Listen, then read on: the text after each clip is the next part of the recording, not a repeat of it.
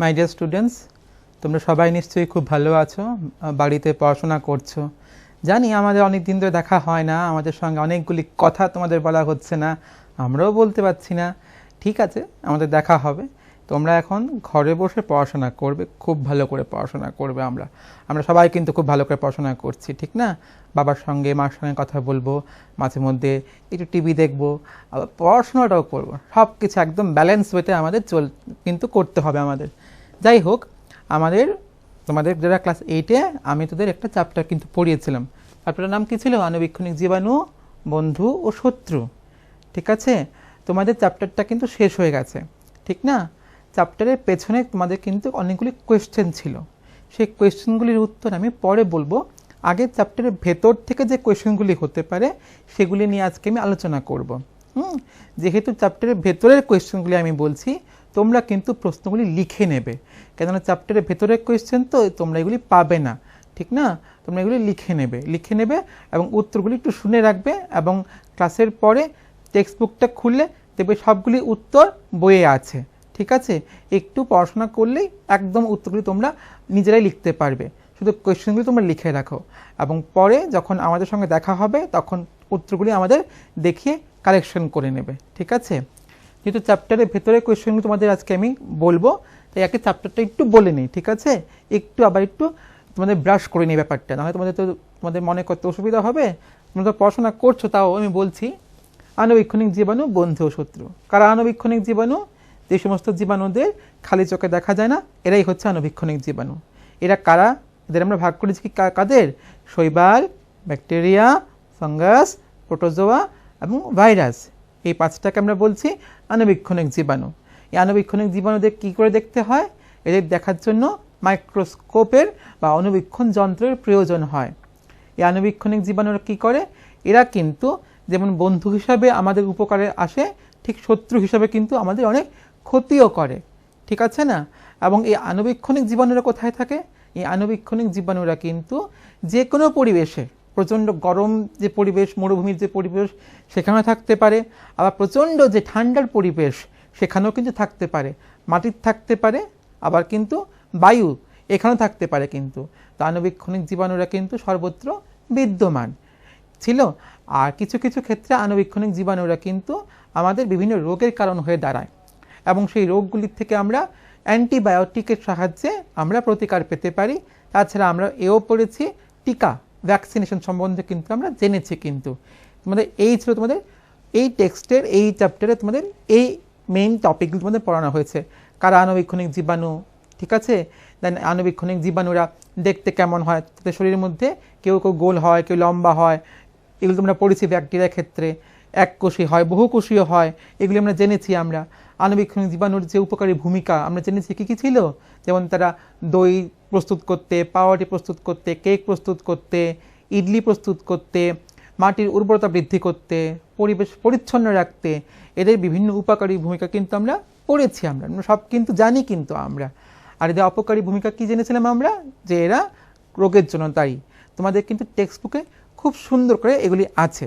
যেহেতু আমি তোমাদের টেক্সট বুকের পার্টটা পড়িয়েছি, এজন্য ডিটেইলে আমি আর আসছি না। শুধু এখন তোমাদের এখান থেকে টেক্সটের থেকে যে যে কোশ্চেনগুলি আসতে পারে তা নিয়ে আলোচনা করব। এরপরও যদি কেউ তোমরা না বোঝো, আমার সঙ্গে ডিসকাস করবে, আলোচনা করবে, আমরা তোমাদের আবার বুঝিয়ে দেব। আমি কতগুলি কোয়েশ্চেন তোমাদের লিখে নিয়ে আসছি, ঠিক? তোমরা কিন্তু কোয়েশ্চেনগুলো তোমরা একটু লিখে রাখো, ঠিক আছে? কেননা তোমরা কিন্তু কোয়েশ্চেনগুলি পাবে না কিন্তু টেক্সটের, যে তোমাদের চ্যাপ্টারের শেষে কিন্তু এগুলি নেই, ঠিক আছে? লিখে রাখবে তোমরা, ঠিক আছে? প্রথম কোয়েশ্চেন হচ্ছে আণুবীক্ষণিক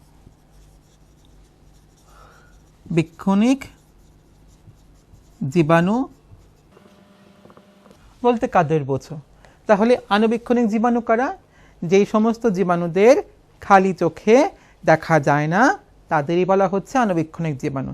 টেক্সটের মধ্যে কিন্তু এইভাবেই লেখা আছে, একদম সোজা সুন্দর ভাষায় কিন্তু লেখা আছে। তোমাদের সেকেন্ড চ্যাপ্টারের একদম প্রথম পেজটার মধ্যে লেখা আছে, এই সমস্ত জীবাণুদের খালি চোখে দেখা যায় না। আমি আবারও বলছি, যে এই সমস্ত জীবাণুদের বা জীবদের খালি চোখে দেখা যায় না, তাদেরই বলা হচ্ছে আণুবীক্ষণিক জীবাণু। দ্বিতীয় প্রশ্ন হচ্ছে আণুবীক্ষণিক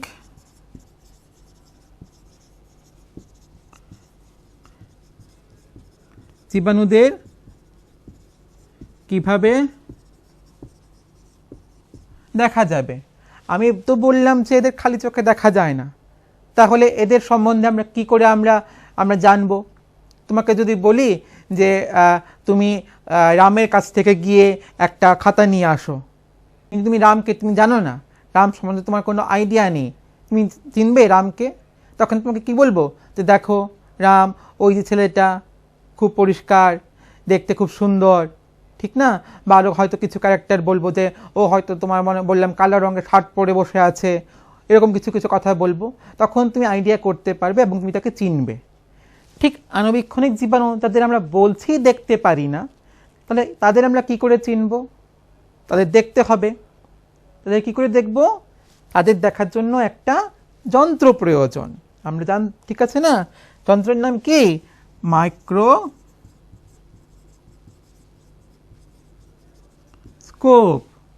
মাইক্রোস্কোপের সাহায্যে কিন্তু আমরা আণুবীক্ষণিক জীবাণুদের আমরা দেখতে পারি, ঠিক না? তৃতীয় নম্বর প্রশ্ন হচ্ছে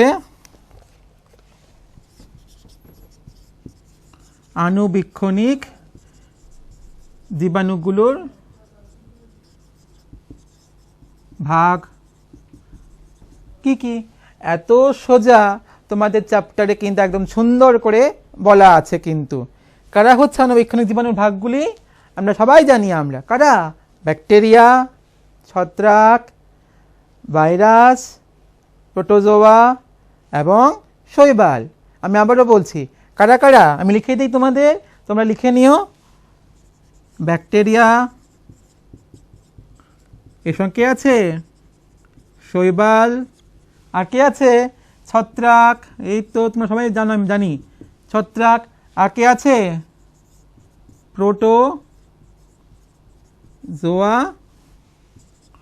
ও ভাইরাস। তাহলে আণুবীক্ষণিক জীবাণুদের ভাগগুলি কি কি? আমি আবারও বলছি, আণুবীক্ষণিক জীবাণুর ভাগগুলি কি কি? ব্যাকটেরিয়া, শৈবাল, ছত্রাক, প্রোটোজোয়া ও ভাইরাস। প্রথম তিনটা কোয়েশ্চেন কি? আণুবীক্ষণিক জীবাণু বলতে কাদের বোঝো? কারা? যে সমস্ত জীবদের খালি চোখে দেখা যায় না, তারাই আণুবীক্ষণিক জীবাণু। আণুবীক্ষণিক জীবাণুদের কিভাবে দেখা যাবে?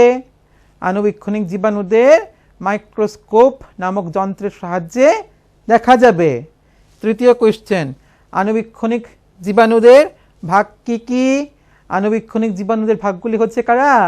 আমি বলছি, তোমরা কিন্তু লিখে নাও, ঠিক আছে? আমার সঙ্গে তোমরা বলো, ব্যাকটেরিয়া, শৈবাল, ছত্রাক, প্রোটোজোয়া, ভাইরাস। তাহলে দেখো কত সোজা। তোমরা কিন্তু তিনটা কোয়েশ্চেন তোমরা এখানে এমনি মুখস্থ করে ফেললে, ঠিক না? আমি এগুলো মুছে দেই, তোমরা কিন্তু লিখে নেবে, ঠিক আছে না? কেননা না লিখলে কি হবে? না লিখলে প্রশ্নগুলি তো হারিয়ে যাবে, পরে ভালো করে তোমরা পরীক্ষায় ভালো রেজাল্ট করতে পারবে না। এবং আমি তো চাই তোমরা সবাই খুব ভালো রেজাল্ট করো, তোমরা ভালো রেজাল্ট করবে তোমরা। আমরা আমাদের 4 নম্বর কোয়েশ্চেনে চলে আসছি। 4 নম্বর কোয়েশ্চেন হচ্ছে কি? ভাইরাস কাদের বলে? দেখো, ভাইরাস কিন্তু দারুণ একটা আণুবীক্ষণিক জীবাণু, খুব সুন্দর এই ভাইরাসের ব্যাপারটা। কিন্তু ভাইরাস কারা? ভাইরাস হচ্ছে এমন এক ধরনের আণুবীক্ষণিক জীবাণু যারা প্রাণী দেহের বাইরে মৃত হিসাবে বর্তমান এবং পোষকের অভ্যন্তরে সজীব, বা পোষক বা প্রাণী দেহের সজীব দেহের অভ্যন্তরেরা সজীব। এবং ভাইরাস জড় ও জীবের মধ্যবর্তী একটি জীবাণু। ভাইরাস কারা?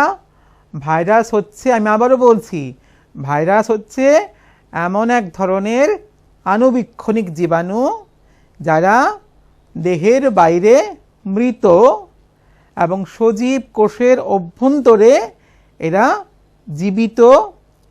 এবং ভাইরাস হচ্ছে জড় ও জীবের মধ্যবর্তী জীবাণু। একদম সোজা কিন্তু ভাইরাস, ঠিক আছে? ভুলবে না কিন্তু, একদম সোজা, প্রশ্নই আসে না ভোলার, ঠিক না? এবার আমি তোমার পরের কোয়েশ্চেনে চলে আসছি। হচ্ছে দেখো 5 নম্বর কোয়েশ্চেন, কি সোজা, এত সোজা। একটি ভাইরাসের সচিত্র নির্দেশ, সচিত্র, একদম সোজা। তোমাদের বইয়ে কিন্তু ছবি দেওয়া আছে, তোমাদের বইয়ের মধ্যে কিন্তু ভাইরাসের ছবি দেওয়া আছে। আমি তোমাদের একটু এঁকে দেখাই, একদম সোজা। দেখো প্রথমে একটা ষড়ভুজের মতো একটা স্ট্রাকচার রাখবে, এখান থেকে একটা দেবে লম্বা করে, শেষ হয়ে গেল তীরের মতন সুন্দর একটা বর্ষার মতন, ঠিক না? এখান থেকে প্লেট, তারপর একটা বেস করে দেবে সুন্দর, ফাইন, কত সোজা দেখো, কোনো কষ্টই না আঁকাটা। এখান থেকে আরেকটা বাইরে, এরপর আরেকটা এরকম বক্স করে দেবে, ঠিক। এখান থেকে কতগুলো এরকম 6টা এরকম,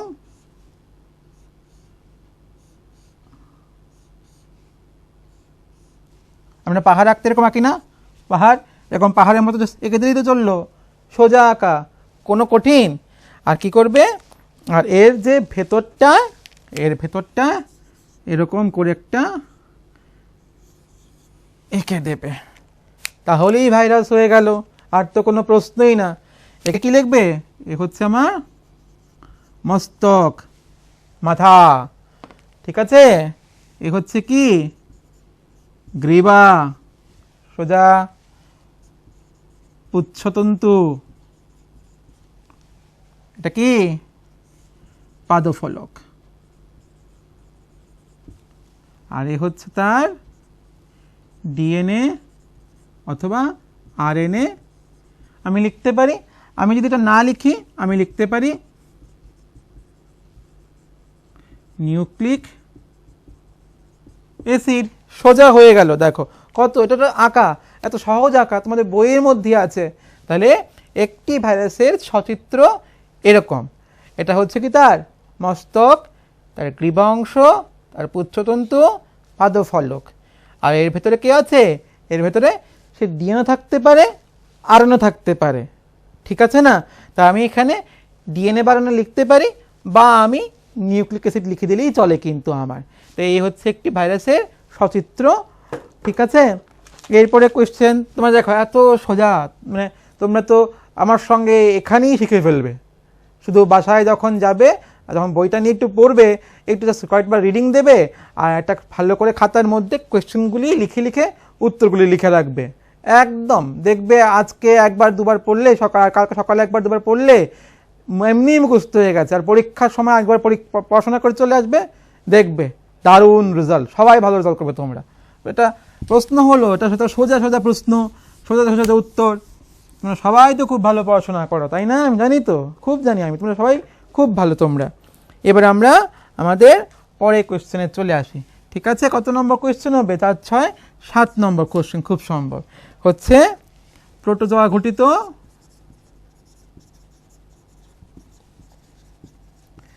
দুটি রোগের নাম।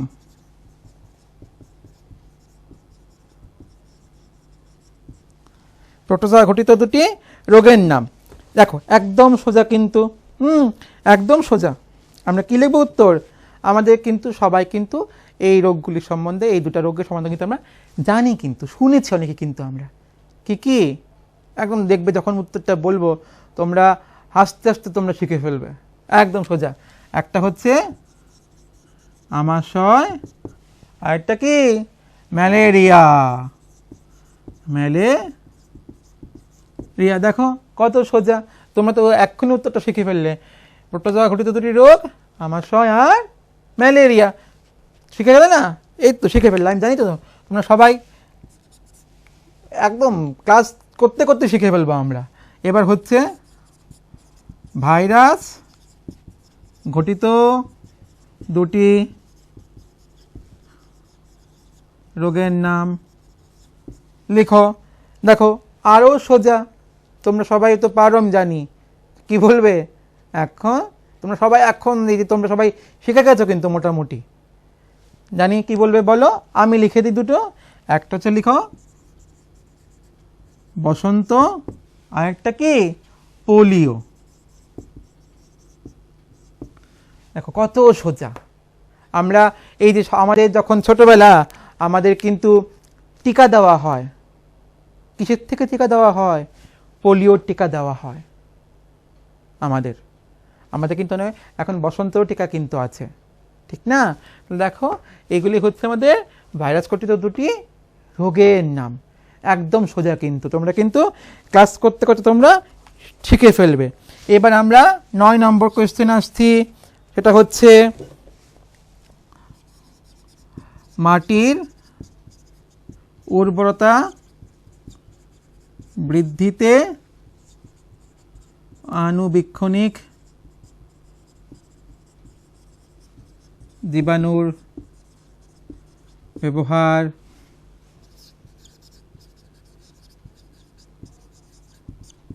আলোচনা করো। আমরা জানি না, আমরা তো এই প্রশ্নটা এতবার শিখে এতবার পড়েছি, এটার উত্তরটা আমরা সবাই জানি। আমরা এটার জন্য আমাদের ভাবতেই হবে না, আমরা এমনি লিখে ফেলবো। কি লিখবো উত্তর? আমরা লিখবো মাটিতে কিছু ব্যাকটেরিয়া বর্তমান, তার নাম কি? রাইজোবিয়াম।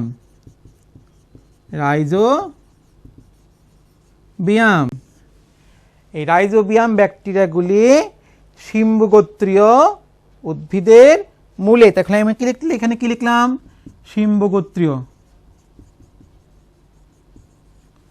শিম্বগোত্রীয় উদ্ভিদের মূলে অবস্থান করে, এবং মূলে অবস্থান করা সময় এরা কি করে? এরা পরিবেশের নাইট্রোজেন স্থিতিকরণ ঘটায়। এই যে 3টা পয়েন্ট, রাইজোবিয়াম, শিম্বগোত্রীয় আর পরিবেশের নাইট্রোজেন স্থিতিকরণ, এই 3টা জিনিস যদি মনে রাখো তাহলেই তো তুমি এটার উত্তর লিখতে পারবে, আর কোনো সন্দেহই থাকবে না। এবার বাকিটা তো তোমরা তো লিখে ফেলবে। দেখো বিজ্ঞানে আমি বারবার বলি, বিজ্ঞান কতগুলি শব্দের উপর নির্ভরশীল। শব্দগুলি সম্বন্ধে তোমার যদি কনসেপশন, আইডিয়া ঠিক থাকে, তুমি কিন্তু এমনি লিখতে পারবে। হ্যাঁ, বিজ্ঞানসম্মত যে নাম, এই যে রাইজোবিয়াম, এটা একটা বিজ্ঞানসম্মত নাম। এই নামটা তুমি ভুল করতে পারবে না, ঠিক না? এই নামটা তোমাকে কিন্তু ঠিক লিখতেই হবে। কিছু কিছু জিনিস তোমাকে ভালো মুখস্থ করতেই হবে, এবং বাকি যে জিনিসগুলো, এগুলি কি? কনসেপশন বা আইডিয়া। তুমি যদি এই জিনিসটা এটা মুখস্থ করো আর এই জিনিসটা তুমি বুঝে রাখো, তাহলে তুমি কিন্তু এমনি তুমি পরীক্ষায় নিজের মতো করে লিখতে পারবে, ঠিক আছে না? তাই তো আমরা কি লিখব? আমরা লিখব যে মাটিতে বর্তমান রাইজোবিয়াম ব্যাকটেরিয়া, এরা কি করে? এরা শিম্বগোত্রীয় উদ্ভিদের মূলে নডিউল তৈরি করে, এবং এই নডিউলের সাহায্যে এরা মাটিতে পরিবেশের নাইট্রোজেনকে স্থিতিকরণ ঘটিয়ে মাটির উর্বরতা বৃদ্ধি করে। কত সোজা, একদম তো চিন্তা করারই কোনো কথাই না। আর তোমাদের টেক্সট বুকটার মধ্যে কিন্তু একদম সুন্দর করে লিখে দেওয়া আছে, ছবিও দেওয়া আছে, তোমরা দেখবে তোমরা। আর আমি তোমাদের যখন পরের কোনো ক্লাস হবে, তোমাদের আমি দেখিয়ে দেব শিম্বগোত্রীয় উদ্ভিদের যে মূল, সেই মূলের মধ্যে কি করে থাকে নডিউল, আমি তোমাদের দেখিয়ে দেব। দেখবে তখন, যখন দেখবে তখন আরও সহজ হয়ে যাবে। আর যখনই প্রশ্নটা পরীক্ষায় আসবে, তখনই মনে হবে, আরে স্যার তো দেখিয়েছিল আমাদের শিম্বগোত্রীয় উদ্ভিদের মূলের মধ্যে এরকম গোল গোল জিনিস তৈরি হয়, যার নাম অর্বুদ। অর্বুদের মধ্যে কে থাকতো? রাইজোবিয়াম থাকতো। রাইজোবিয়াম কি করতো? সেই পরিবেশের নাইট্রোজেনকে সে মাটিতে ফিক্স করতে পারতো। একদম দেখো মুখস্থ হয়ে যাবে, ভাবনা কি আর।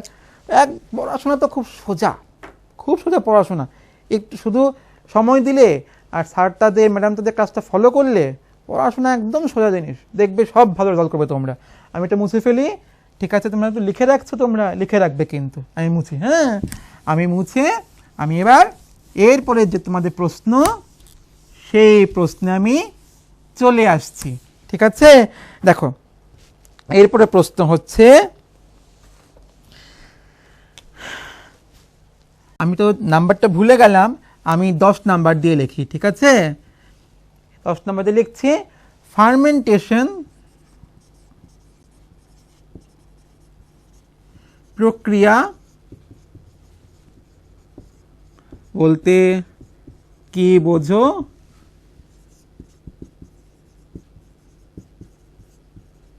এর বাণিজ্যিক ব্যবহার লিখো। এত সোজা, সোজা মানে জাস্ট কয়েকবার আমার সঙ্গে যদি কয়েকবার তোমরা রিপিট করো, মুখে মুখে বলো, এমনি শিখে ফেলবে। ফার্মেন্টেশন প্রক্রিয়া কি আমি আবারও বলছি, এই প্রক্রিয়ায় অণুজীবীদের সাহায্যে অবাধ শ্বসন প্রক্রিয়ায় শ্বসন বস্তু, আমি লিখতে পারি এখানে কার্বোহাইড্রেট, যখন অ্যালকোহলে রূপান্তরিত হয় তাকেই হচ্ছে ফার্মেন্টেশন। আমি আবারও বলছি, ফার্মেন্টেশন হচ্ছে এমন একটি অবাধ শ্বসনের প্রক্রিয়া যাতে অণুজীবীদের সাহায্যে শ্বসন বস্তু, মূলত এখানে আমি লিখতে পারি কার্বোহাইড্রেট, ভেঙে এ হতে অ্যালকোহল উৎপন্ন হয়, তা হচ্ছে ফার্মেন্টেশন। কত সোজা, একদম সোজা, কিন্তু ফার্মেন্টেশন কোনো ভাবার কিচ্ছুই নেই, ঠিক আছে না? এর সঙ্গে হচ্ছে এর বাণিজ্যিক ব্যবহার। এর বাণিজ্যিক ব্যবহার আমি কি লিখতে পারি? আমরা সবাই কিন্তু পড়েছি, আমরা জানি, কিন্তু আমরা ভিনিগার উৎপাদন, আরেকটা কি হতে পারে আমরা জানি, আমরা অ্যালকোহল উৎপাদন, এগুলি সব কিন্তু কি এই ফার্মেন্টেশন প্রক্রিয়ার সাহায্যে কিন্তু করা হয়। বাণিজ্যিকভাবে যদি বলি, যদি বাণিজ্যিকভাবে বলা হয়, এখানে দেখো লেখা আছে বাণিজ্যিক, মানে কি তুমি এই প্রক্রিয়াকে ব্যবহার করে তুমি অর্থ উপার্জন করবে, সেটা কিন্তু এইখানে ভিনিগার বা অ্যালকোহল তৈরির জন্য। কিন্তু যদি ঘরোয়া হয়, যদি মানে রান্না বাড়ার কোনো কাজ হয়, গৃহস্থালী হয়, তখন তুমি কি লিখবে? তোমার আইডিয়া আছে তোমাদের? আছে, আমি জানি তোমাদের কি হয়। তুমি মনে করো আমরা যে বিভিন্ন সময় আমরা গৃহস্থালীতে লিখি, গৃহস্থালী খাদ্য প্রস্তুত যদি হয়, কি লিখতে পারি? আমরা লিখতে পারি ইডলি, দোসা। এইগুলি ক্ষেত্রেও কিন্তু আমাদের এই ফার্মেন্টেশন প্রক্রিয়ার সাহায্য নিতে হয়। আমি এবার মুছে ফেলি পরবর্তী কোশ্চেনে। এবার আমি 11 নম্বর প্রশ্নটায় চলে যাব। এবার আমার মনে আছে প্রশ্ন নাম্বারটা, ঠিক না? আমি আগেই দেখে ফেলেছি, তোমরাও তো দেখে ফেলছো, তাই না? ভালো তো, তোমরা সবাই খুব ভালো। আমি এবার 11 নম্বর প্রশ্নে আসছি। 11 নম্বর প্রশ্ন হচ্ছে অ্যান্টিবায়োটিকের দুটি উদাহরণ দাও। কি হবে অ্যান্টিবায়োটিকের দুটি উদাহরণ? এইটা কিন্তু তোমাদের বইয়ে তোমরা কিন্তু পাবে, কিন্তু অ্যান্টিবায়োটিক, অ্যান্টিজেন, ভ্যাকসিনেশন, এইগুলো তোমাদের বইয়ে কিন্তু আছে তোমাদের, ঠিক আছে? তোমরা একটু খুঁজলেই পাবে। কিন্তু আমি দুটো উদাহরণ লিখে দিচ্ছি তোমাদের, ঠিক আছে? কি হবে? স্ট্রেপ্টোমাইসিন ও টেট্রাসাইক্লিন। স্ট্রেপ্টোমাইসিন ও টেট্রাসাইক্লিন, এই দুটো হচ্ছে কিন্তু আমাদের অ্যান্টিবায়োটিক।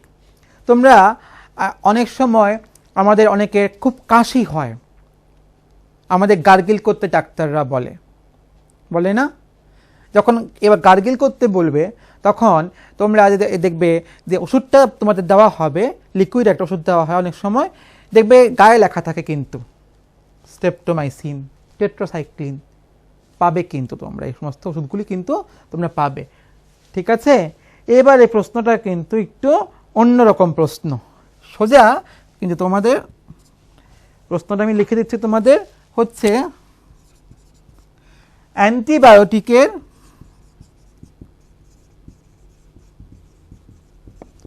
গ্রহণকালে কি কি সাবধানতা অবলম্বন করা উচিত? অ্যান্টিবায়োটিক গ্রহণকালে কি কি সাবধানতা অবলম্বন করা উচিত? একদম সোজা, কিন্তু তোমাদের বইয়ের মধ্যে কিন্তু হয়তো বা এটা পয়েন্ট দিয়ে লেখানো নেই, কিন্তু তোমরা কিন্তু একটু যদি পড়ো টেক্সটটা কিন্তু তোমরা বার করতে পারবে। প্রথম কি হবে? অ্যান্টিবায়োটিক, ডাক্তারের পরামর্শ, ডাক্তারের পরামর্শ অনুযায়ী